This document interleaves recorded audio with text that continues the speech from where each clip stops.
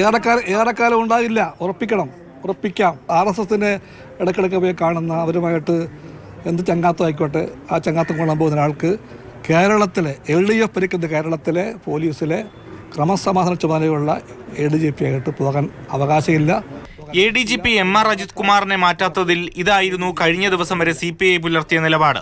അന്വേഷണ റിപ്പോർട്ട് വന്ന ശേഷം മാത്രമേ അജിത് കുമാറിനെതിരെ നടപടിയുള്ളൂവെന്ന വാർത്താ സമ്മേളനത്തിൽ വീണ്ടും മുഖ്യമന്ത്രി നിലപാട് ഘടിപ്പിച്ചതോടെ CPI പ്രതിരോധത്തിലായി. പിന്നാലെ പാർട്ടി സെക്രട്ടറിയും മെരുങ്ങി. ഇതിൽ മുഹൂർത്തമൊന്നും ആരും കുറിച്ച് വെച്ചിട്ടില്ല. ആ റിപ്പോർട്ട് കിട്ടിക്കഴിഞ്ഞാൽ ഇടതുപക്ഷ ഗവൺമെൻറ് എന്താണോ ചെയ്യേണ്ടത് അത് കേരളത്തിലെ ഇടതുപക്ഷ ഗവൺമെൻറ് ചെയ്യും എന്ന് ഉറപ്പ് CPIക്കുണ്ട്. മുഖം രക്ഷിക്കാൻ പിന്നെയുമുണ്ട് വാദങ്ങൾ. LDFന്റെ ഭാഗമാണ് CPI.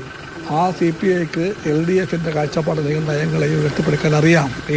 നിങ്ങൾ തിരക്ക് പിടിക്കല്ലേ? നിയമസഭയിൽ മുഖ്യമന്ത്രിക്കെതിരെ പ്രതിപക്ഷം കടന്നാക്രമിക്കുമെന്ന് ഉറപ്പാണ്. ചെറുക്കേണ്ട ബാധ്യതയുള്ള CPI അംഗങ്ങൾ എന്തു നിലപാടെടുക്കുമെന്നതാണ് ആകാംക്ഷ. CPI കടലാസ് പുലി പോലും അല്ലെന്ന് മുന്നണിക്കുള്ളിൽ നിന്ന് കേരള കോൺഗ്രസ് തന്നെ പറയുമ്പോൾ പാർട്ടി നേതൃത്വത്തിന് അണികളുടെ മുന്നിലെങ്കിലും കരുത്തു കാട്ടിയേ തീരൂ. അതിന് ADGP MR അജിത് കുമാറിനെ ക്രമസമാധാന ചുമതലയിൽ നിന്നെങ്കിലും മാറ്റി നിർത്തുന്നതിൽ കുറഞ്ഞൊന്നും ചിന്തിക്കാൻ പോലുമാകില്ല. AK Stephen, Mathrubhumi news, Thiruvananthapuram.